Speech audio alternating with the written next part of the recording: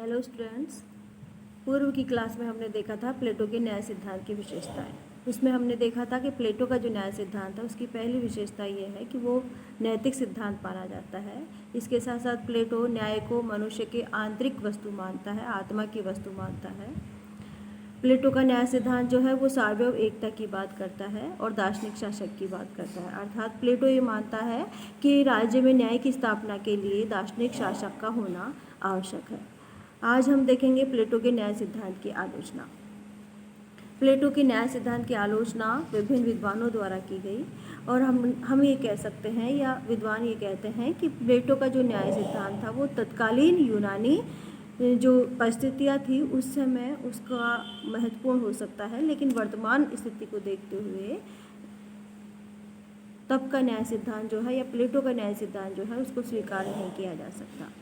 प्लेटो का न्याय सिद्धांत की सबसे पहली आलोचना है कानूनी धारणा नहीं वरन एक नैतिक धारणा है। अर्थात आज हम न्याय सिद्धांत के बारे में देखते हैं तो ये देखते हैं कि न्याय जो है वो एक कानूनी धारणा है, उसको कानूनी धारणा के रूप में स्वीकार किया जाता है, लेकिन प्लेटो जो है उसे कानूनी धारणा के रूप में नहीं बल्कि एक नैतिक धारणा के रूप में, एक आत्मा के गुण के रूप में मानता है। इसके लिए बारकर कहते हैं प्लेटो का न्याय वस्तुतः न्याय नहीं वरन केवल मनुष्य को अपने कर्तव्यों तक सीमित करने वाली भावना मात्र है, कोई ठोस कानून नहीं है। अर्थात इस आधार पर प्लेटो के न्याय सिद्धांत की आलोचना की जाती है कि ये कोई न्याय की वस्तु नहीं है, ये कोई कानून नहीं है, ये कोई वैधानिक सिद्धांत नहीं है, बल्कि ये एक नैतिक सिद्धांत है जो कि व्यक्तियों के कर्तव्यों को निर्धारित करता है। इसी प्रकार विलियम बायस ने भी कहा कि उसने नैतिक कर्तव्य और वैधानिक दायित्वों के बीच की सीमा को भुला दिया है। अर्थात विलियम बायस ने भी कहा कि प्लेटो ने नैतिक कर्तव्य और वैधानिक दायित्व के बीच की जो सीमा होती है, उनमें जो अंतर होता है उसको भुलाते हुए उन्होंने न्याय सिद्धांत को सिर्फ एक नैतिक सिद्धांत का रूप दिया। आत्मा के गुण के आधार पर व्यक्ति के कर्तव्यों को उसने न्याय सिद्धांत के नाम पर निर्धारित किया। इसके साथ साथ अपन ये कह सकते हैं कि वर्तमान में देखा जाए तो कानून और नैतिकता में एक बड़ा अंतर होता है। कानून व्यवस्थित समाज में व्यक्ति के कार्यों को निर्देशित करने वाले नियमों से संबंधित होते हैं और नैतिकता इन कार्यों के पीछे निहित विचारों और आदर्शों से संबंधित होती है। तो इसलिए प्लेटो की विचारधारा या प्लेटो के न्याय सिद्धांत की आलोचना की गई इस आधार पर कि वो कानूनी धारणा के आधार पर नहीं बल्कि नैतिक धारणा पर आधारित था। दूसरी आलोचना है दार्शनिक वर्ग को समस्त शक्तियाँ प्रदान कर देना अनुचित है। अर्थात विद्वानों ने माना कि प्लेटो ने शासन संबंधी सभी शक्तियों को एक ही वर्ग जो था दार्शनिक वर्ग को प्रदान कर दी थी और ये सामान्य अनुभव है राजनीतिज्ञों का कि जब एक वर्ग के हाथों में शक्ति प्रदान की जाती है तो वो वर्ग जो है भ्रष्ट हो जाता है, वो शक्ति का असीमित या निरंकुश रूप से प्रयोग करने लगता है। तो ऐसी स्थिति में वो वर्ग जो है वो निरंकुश हो जाता है। तो ये एक सर्वमान्य तथ्य है कि असीमित शक्ति जो है पूर्णतया भ्रष्ट कर देती। तीसरी आलोचना है मनुष्य और समाज का सर्वांगीण विकास संभव नहीं। अर्थात प्लेटो ने अपने न्याय सिद्धांत के माध्यम से समस्त राज्य को 3 वर्गों में विभक्त किया था। उन्होंने कहा था कि व्यक्ति अपनी आत्मा के गुण के आधार पर अर्थात विवेक, शुद्धा और शौर्य के गुण के आधार पर 3 प्रकार के कार्य करेगा। अर्थात विवेकशील व्यक्ति जो है वो शासन संबंधी कार्य करेगा, शौर्य प्रधान व्यक्ति जो है वो रक्षात्मक कार्य करेगा और शुद्धा प्रधान व्यक्ति जो है वो उत्पादन से संबंधित कार्य करेगा। परंतु आलोचकों का ये मानना है कि इसके आधार पर मनुष्य को 3 वर्गों में विभक्त कर दिया गया है एक राज्य में और इस प्रकार से एक व्यक्ति के एक कार्य को निर्धारित कर देना उसके व्यक्तित्व के संपूर्ण विकास को अवरोध करना माना जा सकता है, क्योंकि व्यक्ति जब एक ही कार्य करता रहेगा तो उसकी जो व्यक्तित्व की जो अन्य प्रवृत्तियां हैं, उसके जो व्यक्ति के जो गुण हैं, अन्य गुण हैं, वो उभर कर सामने नहीं आते हैं और व्यक्ति का सर्वांगीण विकास नहीं हो पाता है।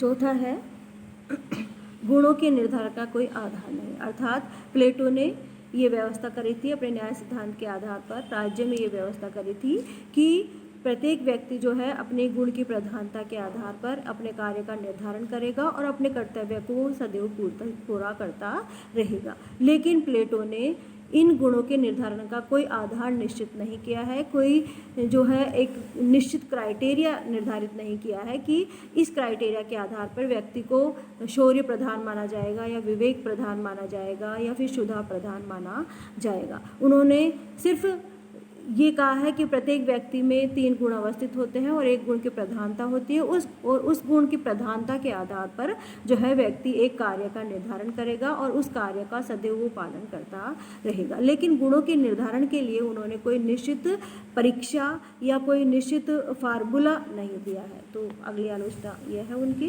कि उनका ये जो गुणों का निर्धारण है उसका कोई आधार नहीं है। 5वीं जो आलोचना वो है वर्तमान समय में राज्य पर लागू करना संभव नहीं। अर्थात जो प्लेटो का न्याय सिद्धांत है वो तत्कालीन समय में यूनान के नगर राज्यों में उसको जब थोड़ी जनसंख्या होती थी तब उस समय उस न्याय सिद्धांत को लागू करना थोड़ा संभव हो सकता होगा, क्योंकि उस समय कम जनसंख्या को 3 भागों में विभक्त करके और निर्धारित कर्तव्यों का जो है निर्धारण कर दिया जाता होगा, निर्धारित जो है कर्तव्य निश्चित कर दिए जाते होंगे। परंतु आज के समय में जहाँ पर करोड़ों अरबों की जनसंख्या है, ऐसी स्थिति में जो सामान्य जनता है उनको गुणों के आधार पर 3 वर्गों में विभक्त करना और फिर उनके कार्य निर्धारण कर देना संभव नहीं है। अगला है सर्वाधिकार का मार्ग प्रशस्त होना। अर्थात प्लेटो ने जिस प्रकार से समाज का संपूर्ण कार्य क्षेत्र जो है या शासन का संपूर्ण कार्य क्षेत्र जो है वो शासक वर्ग को दे दिया है और ये बताया है कि शासक वर्ग जो है वो नीचे के दोनों वर्गों को कंट्रोल करेगा और उन पर रूल करेगा, उन पर शासन का कार्य करेगा। तो इस प्रकार से शासक वर्ग जो है या दार्शनिक राजा जो है उसको सर्वाधिकारवादी शक्तियाँ प्रदान करके प्लेटो ने सर्वाधिकार का मार्ग प्रशस्त कर दिया है, निरंकुश शासन का मार्ग प्रशस्त कर दिया है। अगला है वर्गीय विशेषाधिकार का समर्थन अनुचित। अर्थात जो प्लेटो ने वर्गीय विशेषाधिकार की बात कही थी कि जो विवेक प्रधान व्यक्ति है वो शासन संबंधी कार्य करेगा, शौर्य प्रधान व्यक्ति रक्षात्मक कार्य करेगा। तो इस प्रकार वर्गों के आधार पर लोगों में बंटवारा कर देना, विशेषाधिकार की शक्ति प्रदान कर देना, अर्थात विवेक प्रधान किन्हीं व्यक्तियों को विवेक प्रधानता मानते हुए उनको शासन संबंधी शक्ति प्रदान कर देना, ये जो है वर्गीय विशेषाधिकार देने वाली बात हो गई। ये जो चीज़ है वो अनुचित है, क्योंकि आज के समय में हम देखें तो हम देखेंगे कि सभी व्यक्ति स्वतंत्रता की बात करते हैं, समानता की बात करते हैं और ऐसी स्थिति में किसी वर्ग विशेष को किसी विशेषाधिकारों से लाभान्वित कर दिया जाए तो ये चीज़ें जो है वो अनुचित लगती है, ये चीज़ें जो है वो न्यायपूर्ण नहीं लगती है। तो इस प्रकार से अपन ने देखा प्लेटो के न्याय सिद्धांत की आलोचना। अर्थात प्लेटो का न्याय सिद्धांत जो है उनमें कुछ कमियां भी पाई गई। विभिन्न विद्वानों ने, विभिन्न राजनीतिज्ञों ने प्लेटो के न्याय सिद्धांत की विभिन्न आधारों पर आलोचना करी। उसको एक सर्वाधिकारवादी सिद्धांत माना, उसे जो है एक वर्गीय विशेषाधिकारवादी सिद्धांत माना और इस आधार पर उन्होंने उनकी कमियों को उजागर करते हुए उसकी आलोचना करी। ये थी प्लेटो के न्याय सिद्धांत की आलोचना। अगली क्लास में हम देखेंगे प्लेटो के शिक्षा संबंधी विचार। मैंने आपको पूर्व में भी बताया है कि प्लेटो ने 388 ईसा पूर्व में एक शिक्षण संस्था खोली और यह वही शिक्षण संस्था थी जो बाद में विश्व प्रसिद्ध अकादमी के रूप में प्रसिद्ध हुई, जो कि यूरोप का प्रथम विश्वविद्यालय होने का जिसको श्रेय जाता है।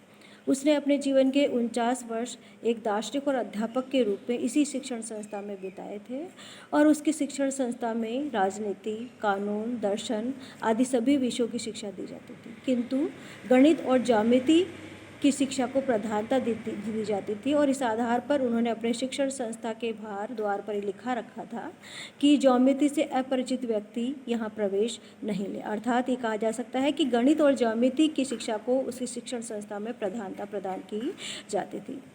प्लेटो ने जो शिक्षा सिद्धांत दिया है वही उसके राज्य के न्याय का आधार है, वही उसके राज्य की व्यवस्था का आधार माना जाता है। उन्होंने अपनी शिक्षा व्यवस्था है उसका विस्तार से अपने ग्रंथ रिपब्लिक में वर्णन किया है।